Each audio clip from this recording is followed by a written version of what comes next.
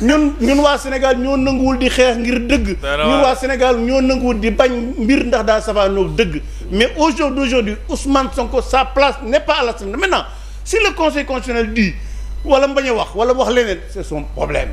mais li wérte woon mooy que les Sénégalais retiennent que Ousmane Sonko place bii mu yor ci Assemblée daf ko usurpé parce que il a 130 députés à l'Assemblée. mais l'opposition parlementaire bi def recours loolu ban jàngat nga ci am. non xam nga ñoom seen recours bi ñu def sax bokkut ak recours li nit ñi foog ne moom. la voilà moo tax ma bëgg nga leeral ko dañuy laaj Conseil constitutionnel. mu wax leen exactement li mu wax ne député bu maanaam boo nekkee ministre.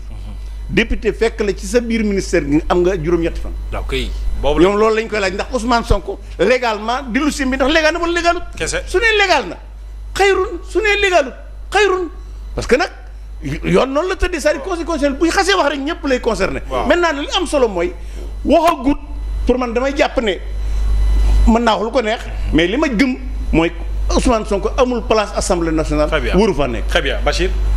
waaw man day je pense que débat bi warul métti.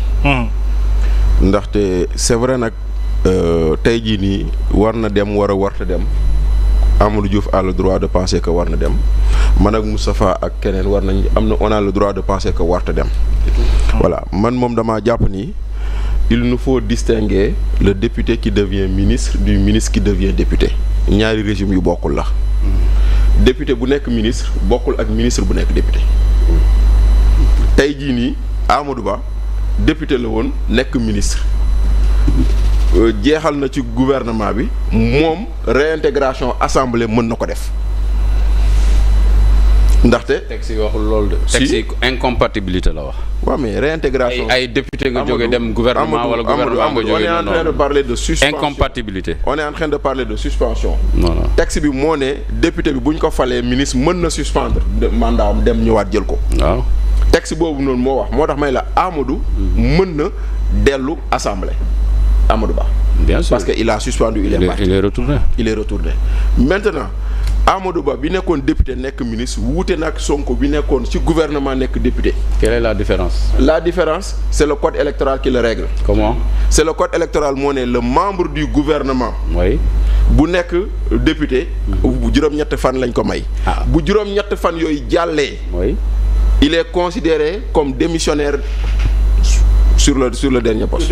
Le député. Non. Il est considéré code électoral moo ko wax donc moom mu ne qu'il est nu mu tuddati qu'il est écrit pour dire je suspends ou je ne suspends pas la question n'est pas là-bas le code électoral lii la wax. donc de ce point de vue bokkul foofu la ñuy waxee naan bokkul maintenant conseil constitutionnel dañ ñëw musoon wax ni. amul prérogative addu ci décret. et pourtant. oui. février 2024. absolument conseil constitutionnel dafa dem fekk cour suprême fa mu toog ne ko jox leen ma seen dossier bii. ma àtte ko mu annuler décret. absolument loolu musu fi woon am. absolument donc kenn xamul fan la conseil constitutionnel di jëm. kenn xamul ban orientation la jëm. on a le droit quand même nous de penser que voilà lii jaarul yoon. te nag tout dépend aussi de député yi lan la ñu laaj conseil constitutionnel. parce que débat bi foofu la nekk. waaw lan la ñu laaj conseil constitutionnel. nan lañ ko laaj est-ce que kii war nañ ko réintégrer wala waruñu ko réintégrer wala war na nekk député war na te leneen li dégg naa ñu koy wax ñu naan dès que les résultats du conseil constitutionnel sont sortis rek nit ñi nekk nañ député c'est pas ça de. loolu maa ko wax. mais je l'assume. mais Amadou. jëlal je l'assume. waaw Amadou déglul. waaw déglul expliquez-moi. jëlal décision conseil constitutionnel bu ñu yóbbu. waaye. ci dissolution assemblée nationale. ba ko Diomaye demandé avis kañ laa mën a tas assemblée. lan la ko conseil constitutionnel tontu on compte à partir de l'installation. kon ce n'est pas à partir de la proclamation. Ouais, mais est-ce que non là on dissout l'assemblée. Oui, mais c'est l'installation qui compte. non mooy moom laa on installe l'assemblée on n'installe pas le député. mais maa ngi man li ma wax dafa leer de. waaw Amadou ñu ngi ñëw déglu. on installe l'assemblée on n'installe pas le député. Amadou déglu wax li wax ma ne bu ñuy dissoudre. bu ñuy dissoudre assemblée la ñu dissoudre. waaw Amadou maa ngi ñëw de pour te répondre. ah non Amadou pour te répondre. non reviens li ngay wax da nga koy répéter waat Sénégal yi dégg ko ma tontu la. Amadou pour te répondre et je continue dama ne. oui conseil constitutionnel ba ko président de la république laajee. kañ laa mën a tas assemblée. waaw da ko ne assemblée bi c'est installation bi mooy la ñuy commencé di wàññi. waxul kañ laa mën a dàq député. laaj ñu ko loolu. waaw kon jeex na laaj ñu ko loolu. waaw kon jeex na léegi kon ça veut dire que la dissolution de l'Assemblée emporte Amadou, le mandat de député. Amadou, s'il te plaît. D'accord. Je peux terminer. Non, mais ne me dis pas que. Mais c'est son temps de terminer. Amadou, j'étais pas d'accord quand tu parlais. Non, vas-y. J'étais pas d'accord quand tu parlais. J'étais pas d'accord. J'étais pas d'accord. Voilà, maintenant, je dis, Conseil constitutionnel, néna. Installation la ñuy commencé wàññi mandat député. jeex na loolu leer na. léegi est-ce que Ousmane Sonko installation la ñuy commencé wàññi mandat député. waaw déedéet. loolu la wax kay. déedéet fan lañ ko wax. décision bi. non li mu wax dafa garaaw. dafa ne. nu mu tëddee installation la ñuy commencé. non le mandat commence en cours. déet dafa ndànk le jour de l'installation. waaw déet mais non sortez-moi le texte. C'est la décision qui nous a permis. waxuma waxu décision conseil constitutionnel. dama ne sortez-moi le texte qui dit que le mandat du député commence à l'installation. C'est le jour où on a pu décider de dissoudre l'Assemblée nationale. Non mais yow tamit nan ngay nekkee ci liste ñu fal le député là c'est le cérémonial.